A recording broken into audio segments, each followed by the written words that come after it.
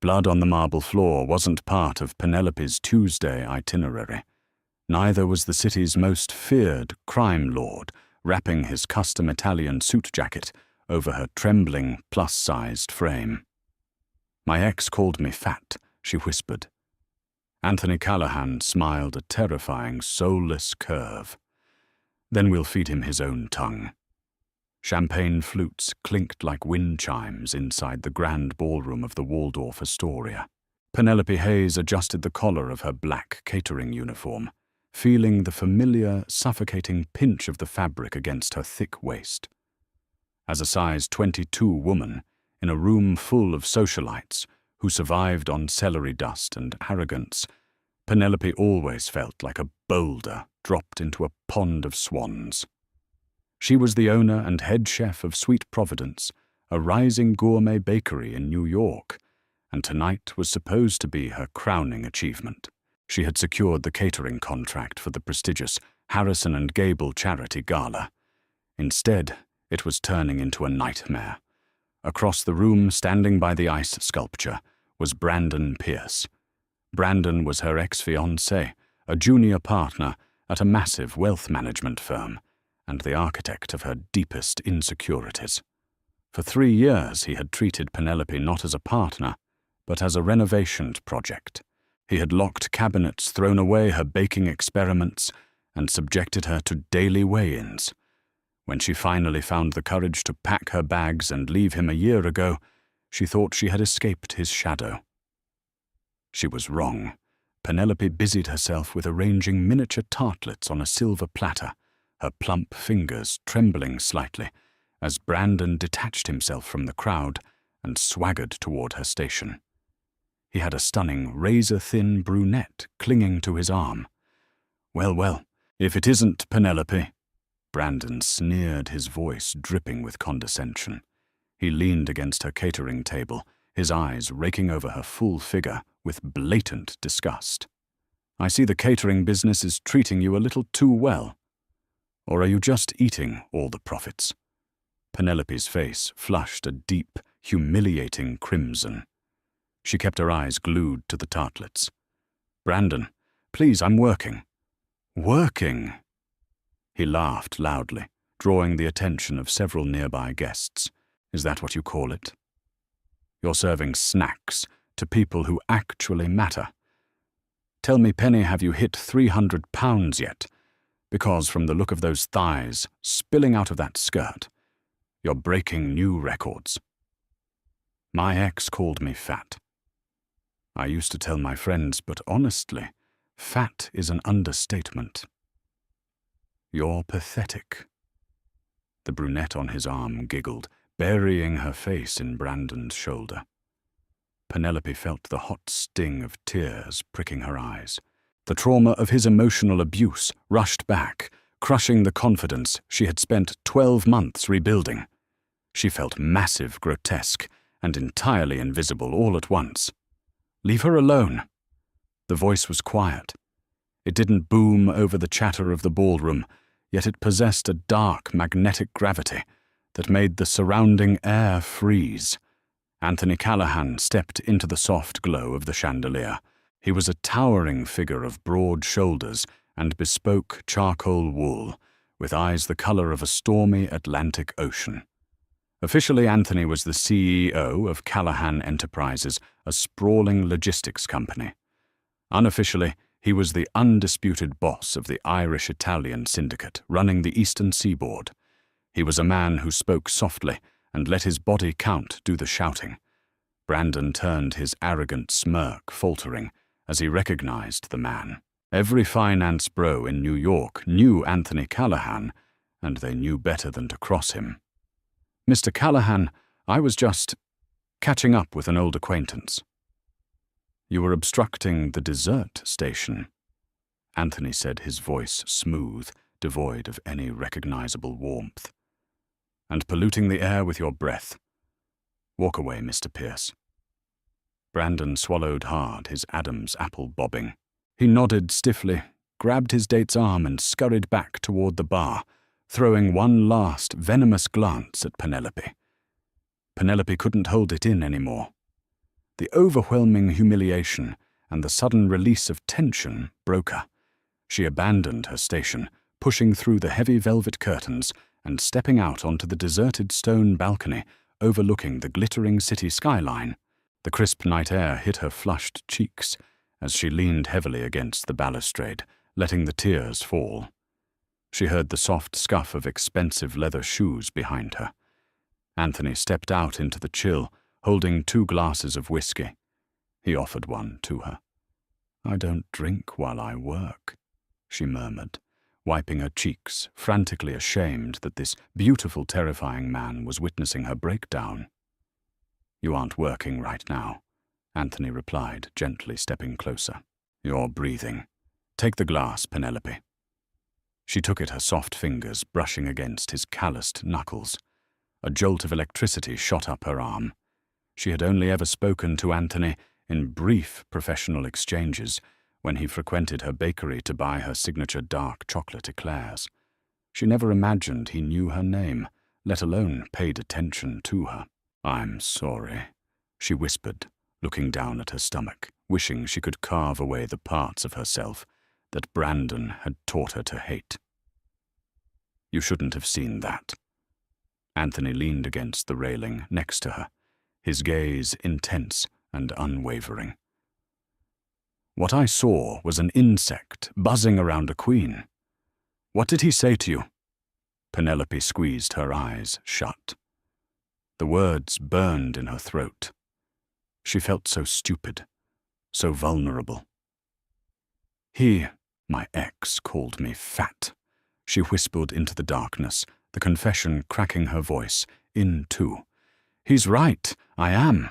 I try to hide it, I try to dress for it, but I just take up too much space." Anthony didn't laugh. He didn't offer a hollow, socially acceptable platitude. Instead, he reached out his large, warm hand, gently gripping her chin, forcing her to look at him.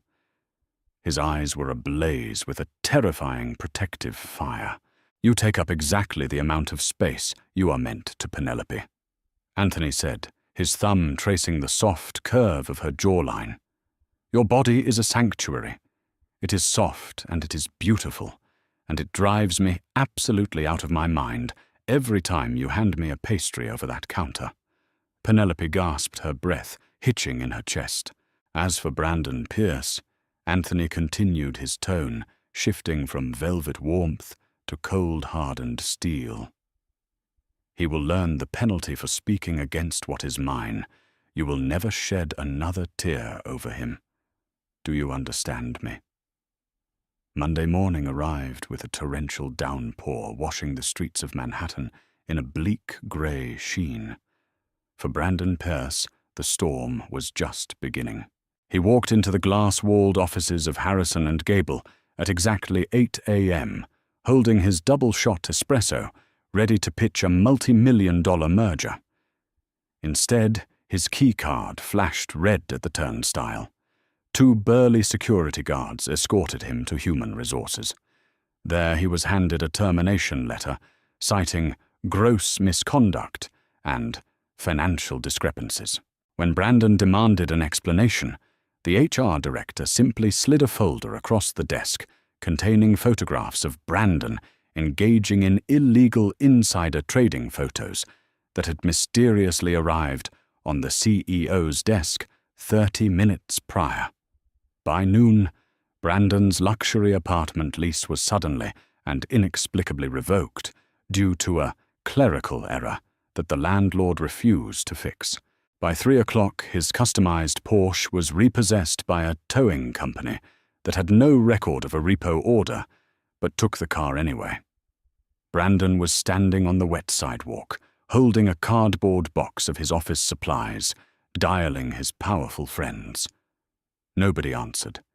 He had been socially and financially erased in a matter of hours. Meanwhile, miles away, in a sprawling, highly fortified estate in the Hamptons, Penelope was completely unaware of the apocalypse raining down on her ex. She had received a call Sunday evening from Anthony's chief of staff, offering her triple her usual rate to privately cater a week-long series of executive meetings at the Callahan estate. The money was too good to pass up enough to finally open the second bakery location she had been dreaming of.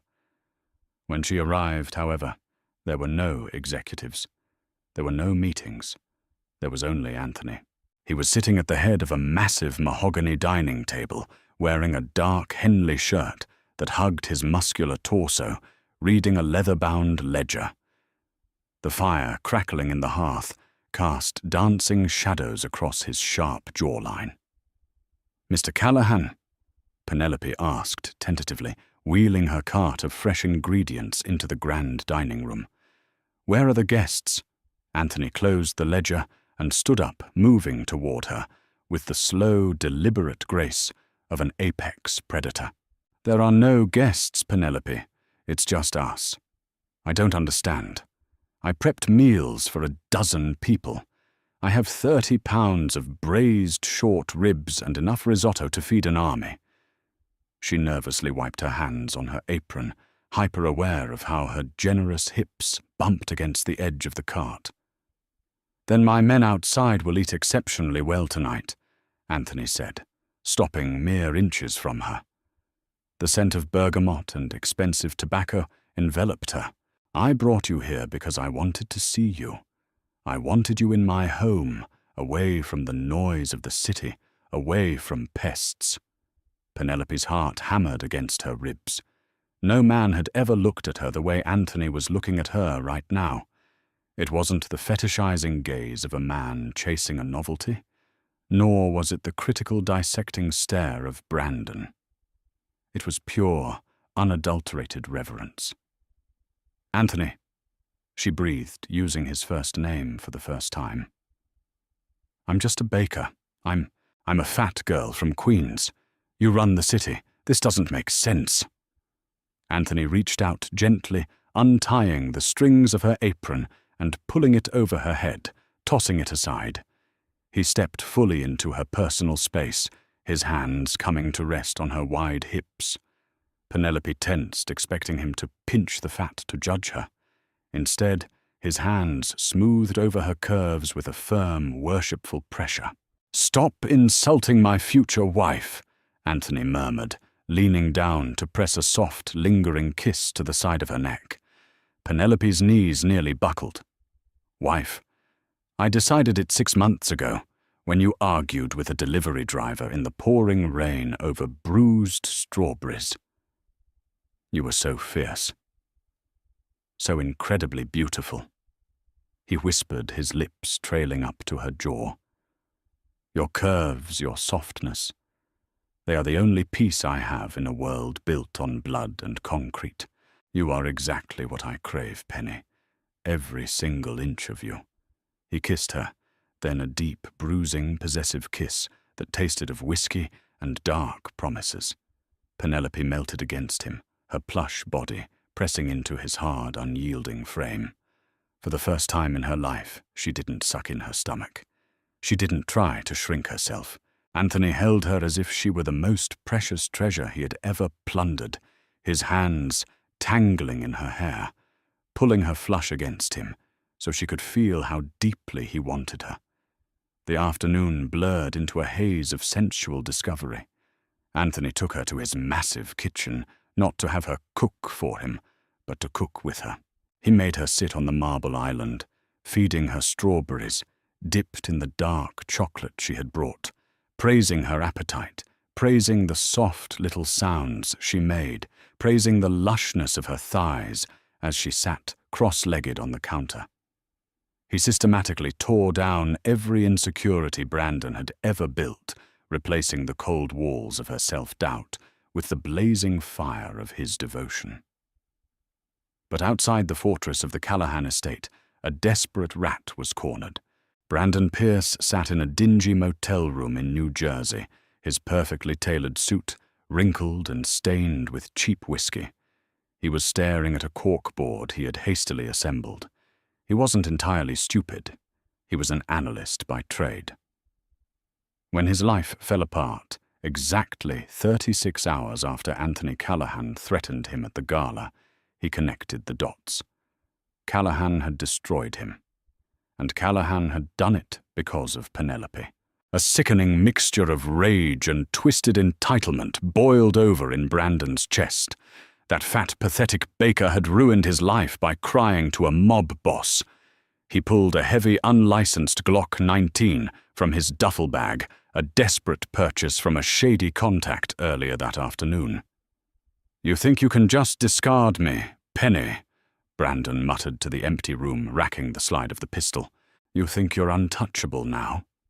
He didn't know the layout of the Callahan estate, but he knew exactly where Penelope would be on Thursday morning. The grand opening of her new Sweet Providence flagship store in Brooklyn. The one she had poured her entire life savings into. Brandon shoved the gun into his waistband, a manic glint in his bloodshot eyes. If Anthony Callahan wanted to burn Brandon's world to the ground over a fat girl, then Brandon was going to make sure Penelope burned first. Thursday morning dawned bright and crisp over Williamsburg, Brooklyn.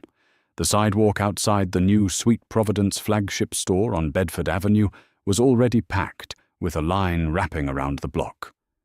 Inside, the air was thick with the intoxicating scent of brown butter, melted Valrhona dark chocolate, and pure Nielsen Massey vanilla extract. Penelope stood behind the gleaming mahogany display cases, her heart swelling with an emotion she hadn't let herself feel in years, pure, unadulterated pride. She was wearing a custom-fitted emerald green wrap dress that cinched perfectly at her waist and draped elegantly over her wide hips and thick thighs. For the first time in her life, she hadn't worn a compression garment underneath. Anthony had kissed every inch of her soft stomach the night before, whispering fiercely that if she ever hid her body from the world again, he would personally burn the clothing industry to the ground. She felt beautiful. She felt powerful. She felt large, and she loved it. "Boss, we need more of the salted caramel brioche up front," called out Sarah, her newly hired pastry assistant, wiping her brow. "Coming right up," Penelope said, smiling radiantly.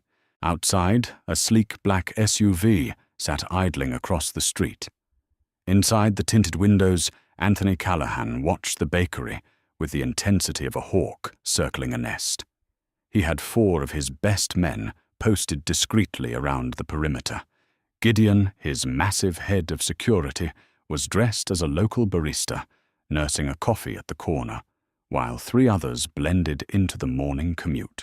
Anthony wanted Penelope to have her day in the sun, to revel in her independent success, without the looming shadow of his syndicate, but there was absolutely no chance he was leaving his future wife unprotected.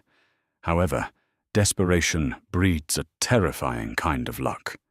At the rear of the bakery, the busy loading dock was a chaotic blur of delivery trucks dropping off morning supplies. Baldor Specialty Foods had just dropped 2 pallets of heavy cream and eggs. In the 5-second window it took the delivery driver to get his clipboard signed by the prep cook, a shadow slipped through the propped-open steel door. Brandon Pierce was shivering, though it wasn't cold. He hadn't slept in 3 days. His designer suit was torn at the elbow, his hair greasy and matted. He smelled of stale alcohol and sheer panic.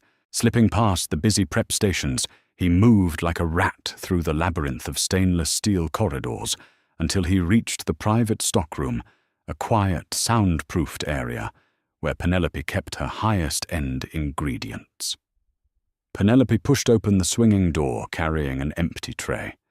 She walked toward the heavy bags of imported flour, humming a soft tune. "Hello, Penny."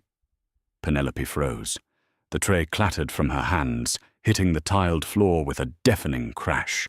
She spun around to see Brandon, stepping out from behind a rack of wire shelving. He looked deranged, his eyes wide and bloodshot, but it was the dull, heavy metal of the Glock 19, trembling in his right hand, that made the blood drain from Penelope's face. "Brandon," she whispered, taking a slow step backward until her plush hips hit the cold steel of the walk-in freezer door. "Don't move," he hissed, raising the barrel, his finger twitching on the trigger. You ruined me, Penny. You took everything. My job, my apartment, my life. I have absolutely nothing left. Penelope forced herself to take a deep breath. A year ago, this man's mere presence would have sent her into a spiral of self-loathing and panic. But the woman standing in the stockroom was not the same woman who used to weigh herself twice a day to earn a fraction of his affection. She had been touched, worshipped, and claimed by a man who moved mountains just to hear her laugh. "I didn't take anything from you, Brandon," Penelope said, her voice remarkably steady. "Your own arrogance did." Brandon laughed, a hysterical, jagged sound. "Oh, listen to you. So confident now. You think because you cried to a mobster, you're suddenly royalty. You think Anthony Callahan actually cares about you." He stepped closer, jabbing the air with the gun. "Look at you, Penelope. Look at your size. You are a fat, pathetic baker. Men like Callahan don't love women like you. He's using you as a joke, a temporary fetish, until he finds a real woman. You're nothing but a bloated. I would choose your next words very, very carefully." The voice didn't come from Penelope. It came from the shadows of the loading dock hallway. Brandon whipped around wildly, pointing the gun toward the doorway. Anthony Callahan stepped into the fluorescent light of the stockroom. He wore a perfectly tailored black suit. His tie loosened his hands, resting casually in his pockets. He didn't have a weapon drawn. He didn't need one. The sheer suffocating menace radiating from his towering frame was enough to drop the temperature in the room by 10 degrees. Behind him, blocking the only exit, stood Gideon, holding a suppressed tactical pistol aimed squarely at the base of Brandon's skull. "Anthony." Penelope breathed relief washing over her. Anthony's stormy eyes flicked to her, instantly softening. "Are you hurt, my love?" he asked softly. "No," she replied, standing taller. Anthony's gaze snapped back to Brandon, and the softness vanished, replaced by an abyss of unspeakable violence. "Mr. Pierce, I am incredibly disappointed. I stripped your assets to teach you a lesson in humility. I see the curriculum needs to be adjusted." "Stay back!" Brandon screamed, pointing the gun alternatingly between Anthony and Penelope. "I'll shoot. I swear to God, I'll kill her, Callahan. Call off your man." Anthony didn't flinch. He didn't even break his slow, predatory stride as he walked directly toward the barrel of Brandon's gun. "You are holding a firearm you purchased from a low-level dealer in Newark named Ricky." Anthony said, his voice a low, rhythmic purr. "Ricky buys his stock from a distributor in Red Hook. That distributor works for my underboss. Do you honestly think, Brandon, that a weapon sold on my streets is going to fire at me?" Brandon's eyes widened in horror. He looked at the gun, then back at Anthony. Frantically, he pulled the trigger. Click. Nothing. The firing pin struck an empty chamber. Ricky had sold him a gun with a shaved firing pin and dummy rounds. Before Brandon could even process the realization, Anthony moved with terrifying, blinding speed. His large hand shot out, clamping around Brandon's throat with the force of a steel vice. Anthony lifted the former finance executive 3 inches off the floor, pinning him against the concrete wall. Brandon dropped the useless gun, his hands desperately clawing at Anthony's unyielding grip, his face turning a mottled purple. "You dared to bring a weapon into my wife's sanctuary," Anthony whispered, leaning in so close that Brandon could see his own terrified reflection in the mob boss's cold eyes. "You dared to threaten the woman who holds my beating heart in her hands." Brandon choked his legs, kicking weakly against the air. "Let him drop, boss." Gideon grunted from the doorway. "I'll take him to the Jersey incinerator. No mess." "No," Penelope said. The word rang out clear and authoritative in the small room.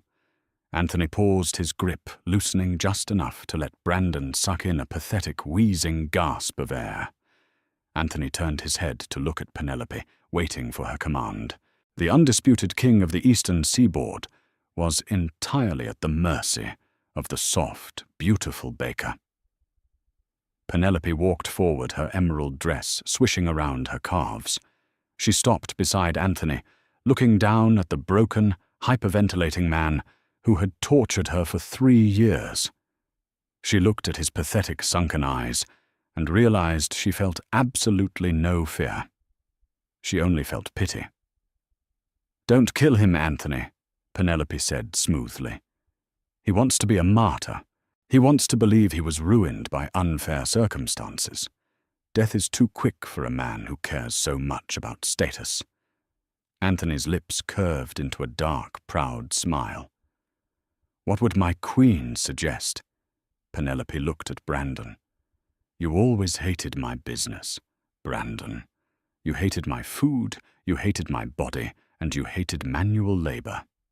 She turned to Anthony. "Don't you own those commercial shipping docks in Staten Island, the ones that process the raw fish imports?" Anthony chuckled a deep, rumbling sound that made Brandon tremble. "I do." "Make him gut fish," Penelope said, her voice devoid of any sympathy. "Minimum wage, 12-hour shifts. And if he ever quits or if he ever sets foot in Brooklyn again, you can let Gideon take him to the incinerator." Brandon let out a muffled sob of humiliation, the junior partner of Harrison and Gable reduced to a fish gutter for the rest of his miserable life. Anthony released his grip, letting Brandon crumple to the floor in a weeping, pathetic heap. "Gideon," Anthony commanded, pulling a pristine white handkerchief from his pocket to wipe his hands. "Take Mr. Pierce to the docks. Inform the foreman that our new employee is never to see the sun on a weekend. If he slacks off, break his fingers." "With pleasure, mister," Callahan Gideon said, hauling the sobbing Brandon up by the scruff of his ruined suit and dragging him out through the loading dock. Silence descended upon the stockroom, save for the distant, muffled sounds of the bustling bakery out front. Anthony turned to Penelope. The terrifying mob boss vanished, replaced instantly by a man utterly undone by love. He stepped toward her, his hands coming up to cup her face. He kissed her forehead, her cheeks, and finally her lips. "You are magnificent," Anthony breathed against her mouth, his hand sliding down to grip her generous waist, pulling her soft body flush against his hard frame. "Absolutely, terrifyingly magnificent. You handled him better than my best lieutenants." Penelope wrapped her arms around his neck, burying her face in the lapel of his expensive suit, inhaling the comforting scent of him. "I wouldn't have been able to do it without you. You made me feel safe. You make me feel worthy." Anthony pulled back slightly, his eyes fierce. "You were always worthy, Penny. Long before I came along. I just had the privilege of clearing the garbage out of your way, so the rest of the world could see you shine." He smoothed his large hands over the curve of her hips, squeezing gently. "Now I believe there is a line of 100 people out there waiting for the best pastries in New York. And I, for one, would like to sample a very specific salted caramel brioche." Penelope laughed, a rich, joyous sound that echoed off the stainless steel walls. She grabbed his hand, her thick, soft fingers intertwining perfectly with his calloused ones. "I think I can manage to save one for the boss." 6 months later, Sweet Providence had opened 3 more locations across the city.